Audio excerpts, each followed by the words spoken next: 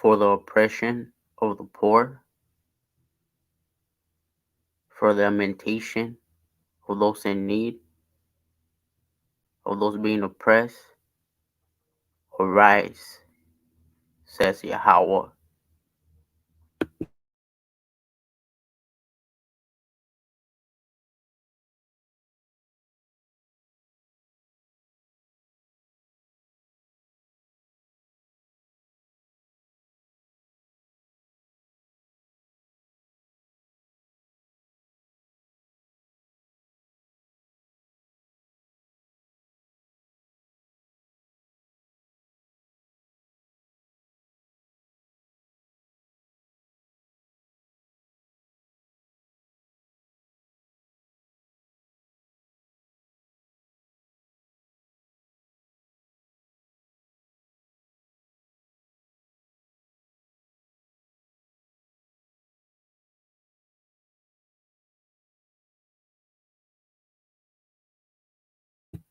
Yahweh is the truth.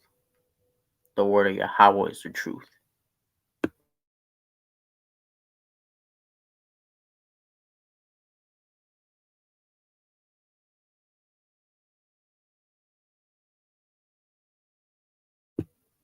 Sham Hebrew Israelites.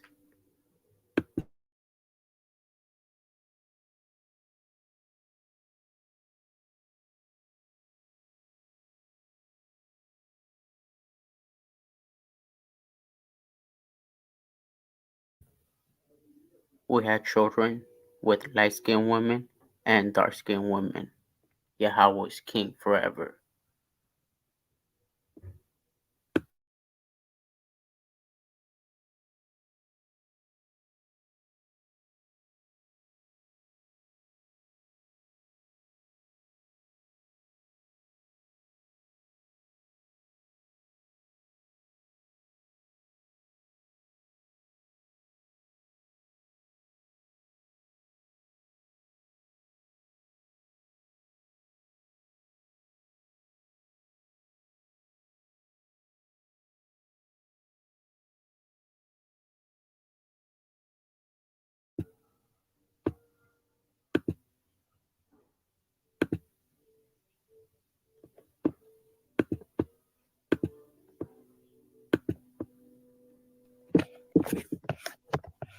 Who were freshly converted in Portugal in the year 1497. A small minority of new Christians became observant and devout Catholics, as we are to this day, like our families.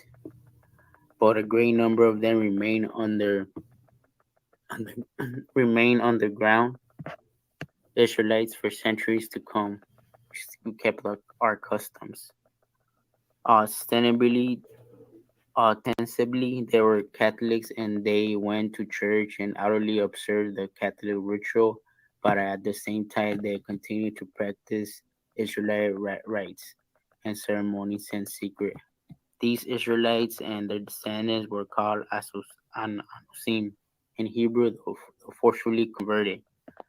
Their scorners branded them as marranos, pigs, and they made us eat pork too. That's what our families eat pork to this day, right? They made us eat this stuff, and they called us marranos, you know. And the documents of the Inquisition in Mexico, they were called Hebreos Cristianos, Nuevos Judaizantes Hebreos, New Christians. Rather not, we shall refer them as Judaizers.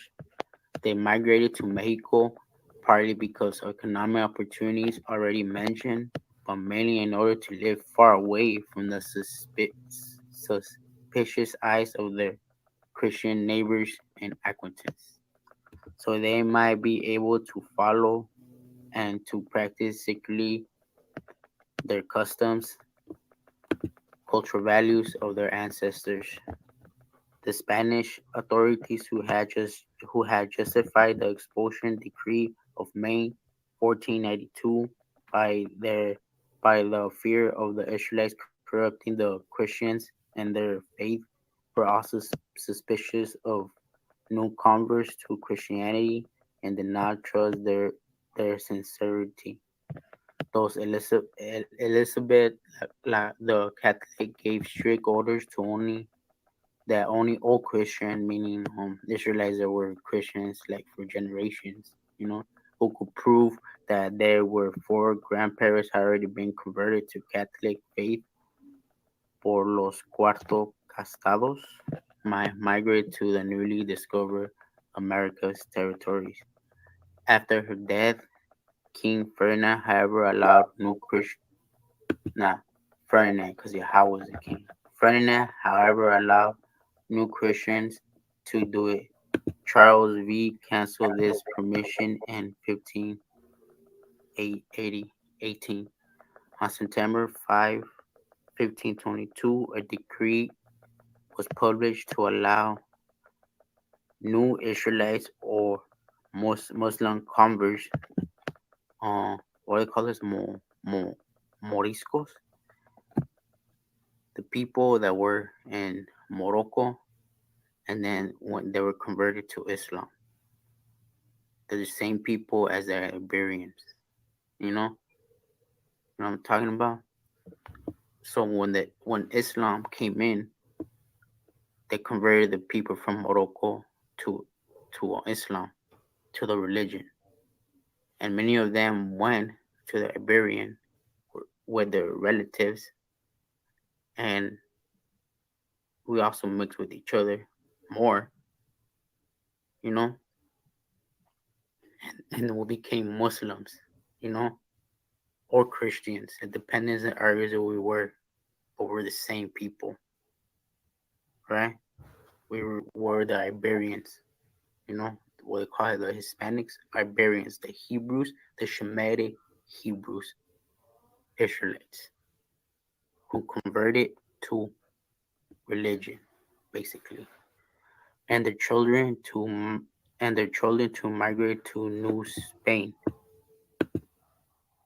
only by special permission of what they call the crown. Those who were already settled they were required to re-embark for Spain on the first available ship. You know, you know what I'm saying? With the Israelites, the sham Hebrew Israelites. Now let's go over here real quick. You can see right here, place of conquest and activity: Mexico, Zacatula, y Baja California, Yucatan, Costa Rica, Honduras, Panama, Peru, Chile, Peru, you know. Let's go again. Let's go more. West African or Iberian kingdoms, more likely the later in the early decades after Spanish first crossed the Atlantic.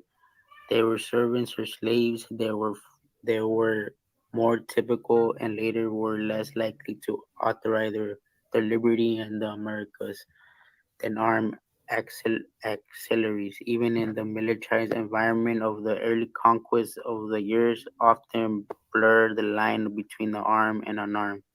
The experience of black auxiliaries was markedly different from the mass slaves of these reasons and because they function as individuals, alone or in small groups, as personal dependency agents of their Spanish rulers. Although the conditions of slavery was certainly never tolerable, nor there was evidence of any slaves in the Spanish world perceived as much under any circumstances. Some slaves in this category were granted considerable responsibility and relative liberty of movement. So there was bond people who were so-called blacks who were free, and there were what they call servants. And the third category of The focus of this article is that they're armed as military of African descent. These men were ranging from African-born slaves to Iberian-born freemen and mixed racial ancestry. You know, so basically, we also had children with so-called what they call women, the women, and there we a lot of women came. So and that's what people call like we mixed racial ancestry Afro Latinos. We did have children with so-called black women. You know, so they're still us.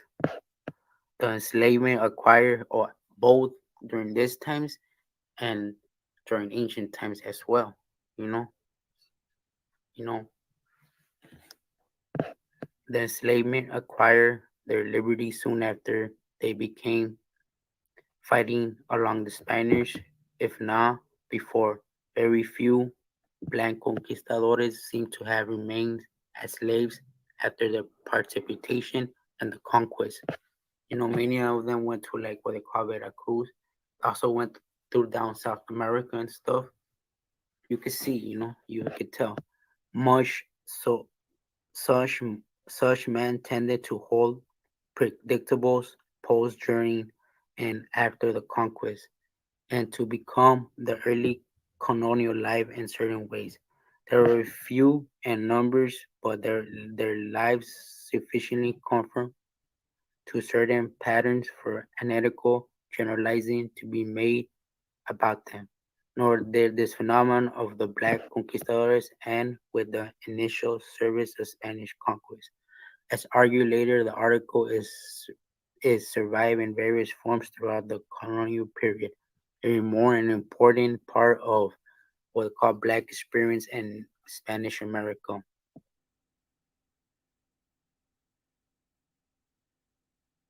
There's more. You can just read it, everything what it says. But basically, we brought servants over here. But why did we brought the servants? Why do we have servants? That's the question, right? You know. Let's see. This is what the scriptures say.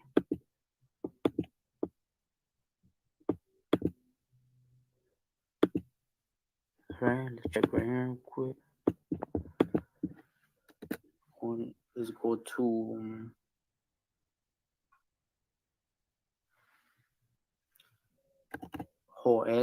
Joel 3,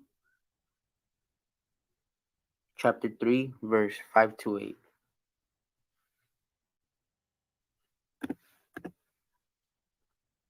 Yahweh says, "You have taken my silver and gold, carry into the temples my valuable pleasant things, the children of Judah, the Judeans, and the children of Jerusalem.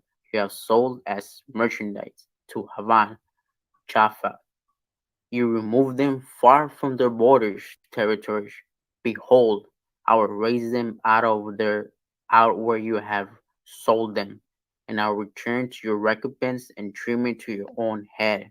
I will sell servants, merchants, your sons and your daughters, your descendants, in the hand of the children of the children of Judah, the Judeans, and merchants, servants of the Sabaeans, a Hamitic mixed people with Semitic people, the descendants of Seba, a son of Cush. And your people shall be in distant lands, declares Yahweh." That's what it says, bro. So basically, we have servants during that time, what they call because you took us there, and Yahweh's, where you took us throughout the Mediterranean to Spain, you helped the other nations, to enslave us and stuff. That's what you guys did. So it came back, all right? Came back. That's what Yahweh says. See how the word of Yahweh is true? You know? Repent and return to Yahweh, all nations.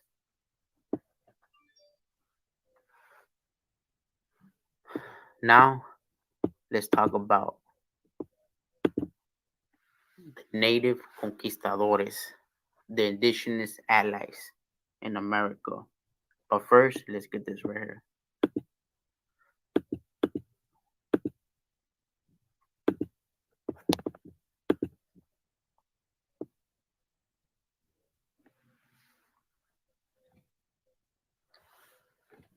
Listen, Yashara'el, to YAHAWAH Ahlahayam, for you have stumbled by your iniquity. And that's Hosea 14 and 1.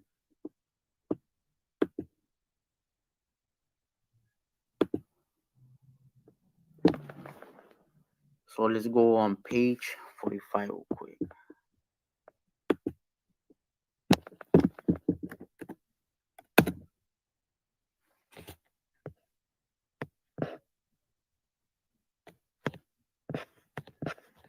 So this is the painting what they talk about, right?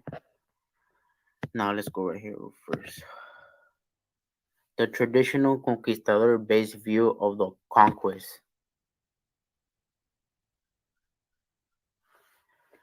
is as entrenched as it once was.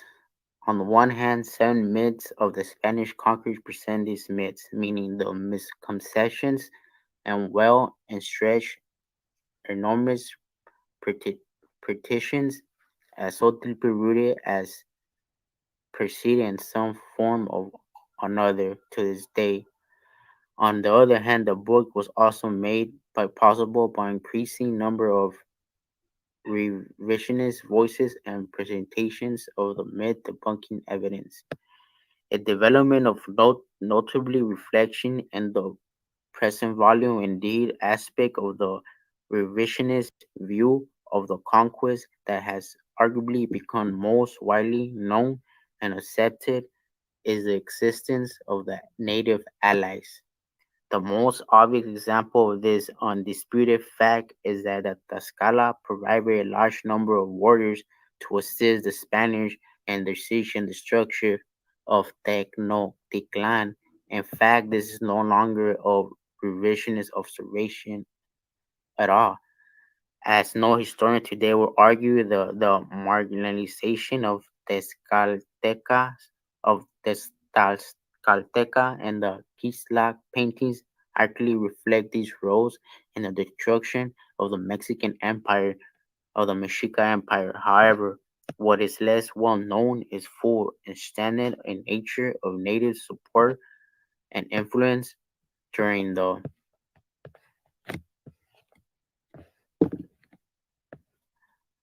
Spanish decades, dec- decades of Spanish military activity in Mesoamerica, beginning in 1519.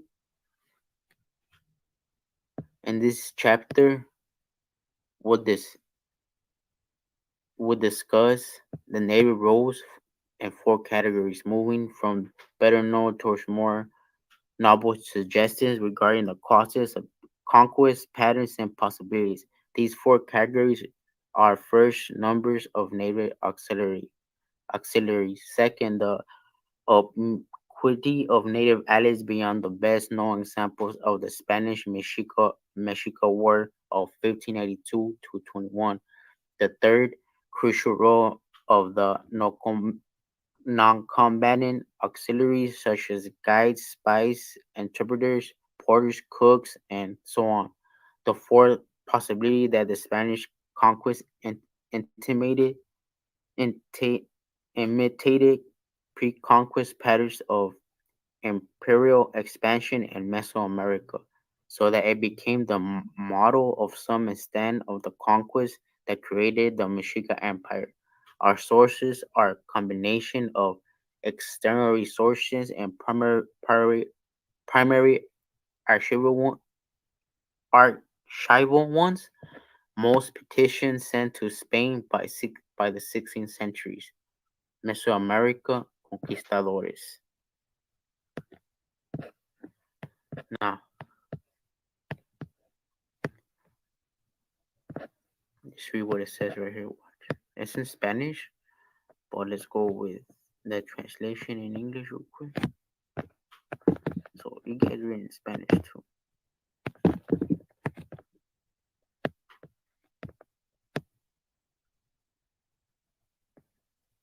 Alright.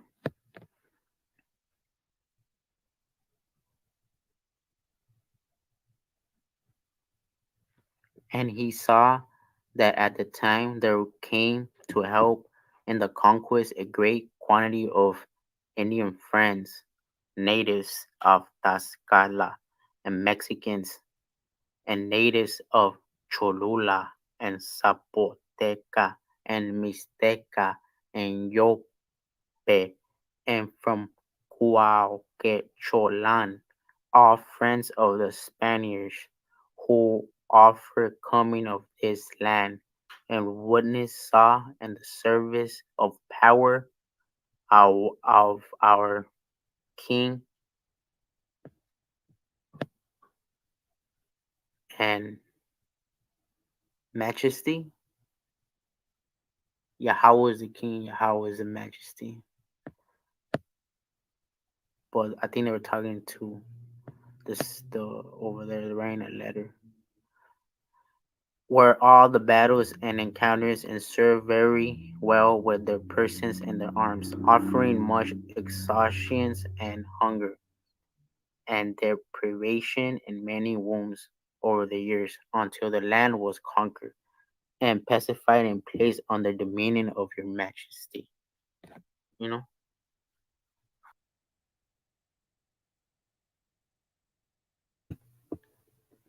So there was allies, native allies, you know what I'm saying? That's what it is.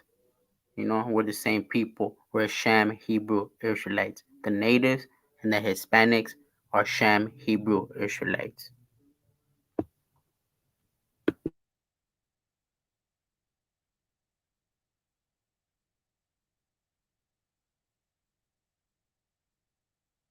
They're people in these beginning in 1520, but it was still common for Spanish embarking on campaigns throughout Mesoamerica to be accompanied by thousands of Nahua from central Mexico and other native warriors. As the next section brief discusses and subsequent chapter in this volume demonstrate in detail, this is what the true for decades through the founding of the Spanish colony in Yucatan in the early 1540s. And let's go read it in Spanish. Let's go in English. And these Indian conquistadores of New Spain, having conquered and won this land, stayed in large number and settled in old city of Almogan, which was near Guatemala, Antigua, where and their children and descendants now are now and lived. And many Spanish captains went out from the city of Guatemala with many people to conquer and settle provinces of Cuscatlan, which the Spaniards now call San Salvador, and the provinces of Honduras and the province of Verapaz, and that of Chiapa. And this witness saw that those captains when many Indians from among those Mexica Tlaxcalteca. So again, there's another I'm telling you. Now let's go to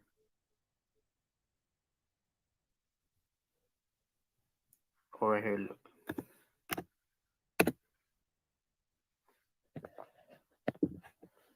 figure 2.3. Wow, the Cholteca warriors fighting against other people in Mexico.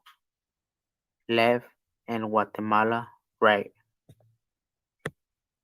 The Cuauhtecholteca were full of warrior regalia and are shown in higher position than their opponents. Significant victory in battle. From Lienzo de Cuauhtémoc,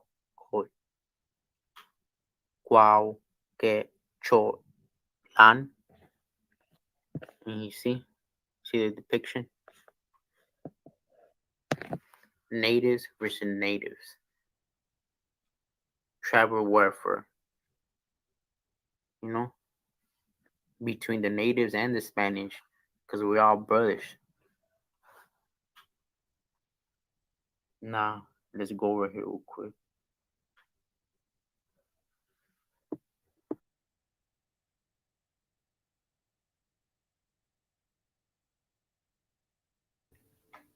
You know what I'm saying?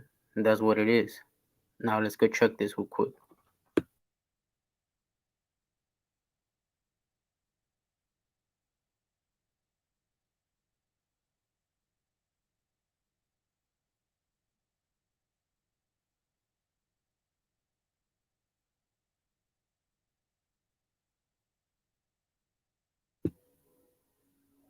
Just look how they play our people. Let's check it out. Bro, wrong. We're not read the history about the Sephardic colonial Mexico. Your history. Okay, all right, go. Man, first off, it's a crazy day. They just kicked me off right there. Someone kicked me off. I don't think does he know. Does he know about the rape and robbery that the Spanish conquistadors came, and how many Native American tribes were brainwashed to speak Spanish? Obviously, he doesn't know our history, like you just mentioned right now. So he's still talking. He doesn't even know. And killed and burned on stakes. This is known history that you can look up and that you can research. They came the same way the English did to the so-called African American. The Native American tribes, which all my Latino brothers and sisters, the English, the other nations, they took away Mexico. And there were also so-called black people and their armies as well. Just being real. Check what they're saying, bro. Check. They're basically saying that the modern day Hispanics are not Israelites. That's what they're saying. Mexicans, Guatemalans, Puerto Ricans, Ecuadorians, those are Israelites. But the Spanish that come from Spain, those are Edomites, right? That were prophesied to come. He's saying the modern day Hispanics are Edomites because we're descent from the Iberians, Shem Hebrew Israelites. That's what they're saying. And they're claiming that they are. And take us out and devour us. But I just want to get one preset real quick. I just want to get one preset. Let me see. Judah will not. I want to get Judah will not vex Ephraim. I want to get that one. Can I get? Let me just get one real quick because this. That's talking about the Hispanics, the Iberians, and the natives. The tribes coming together. And that's how they get our people. You know what I'm saying? You know what I'm saying. Read Ezekiel 37. YAHAWAH is king forever. Yeah, Jeremiah 50. Get that. Read that. The book of Jeremiah, chapter. Because even what just happened right now, that's also prophecy. Yeah. I knew it was coming. Yeah, blacks and Latinos can't get along. Right. We not. That's talking about us, bro. The Hispanics and the natives. We've been fighting, bro. Just being real. And they're trying to take our spot, bro. See the trickery? You understand what I'm trying to say? Brothers, no, what are you talking about? You're from Africa. You from Africa. You from that. That's prophecy too. Yeah, men do come from Africa. That's just the truth. Right. Because the northern and southern kingdom been hating each other since the split. The northern kingdom of Israel and the southern kingdom of Israel been hating each other from the split. Watch this. Read that. You want the shall not vex Ephraim? Yes, that one. Okay. That's Isaiah. Yeah. Pull that one up. I want to show that even that hatred that's so deep into our people, because our people are people of tribalism. Our people are a tribal people. You can even read that with the Israelite tribes always had intertribal beef. And this is the thing. I think people get really misconstrued a lot through just the definition of a word or using words. I mean, like saying you're black and I'm brown, right? That's already a mix up in itself, right? The term black does not always mean African American. People used it before, meaning it was just darker than white complexion. The Hispanics and the natives of Shem Hebrew Israelites, and we had children with different women, dark skinned and light skinned women.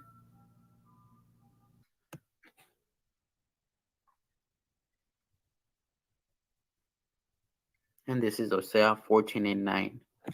Wisdom, understanding, discernment, knowledge, the path, the way of Yahweh is right.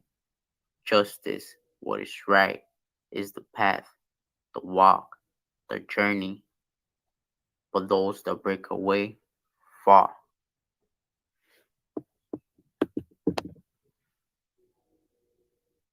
Listen, Yeshua, YAHAWAH Ahlahayam, the Spirit of Yahweh is one. Love YAHAWAH Ahlahayam with your mind, with your soul, with your strength.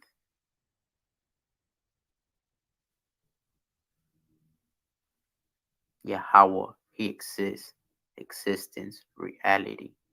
Yahweh, our Father, the supreme power is Yahweh.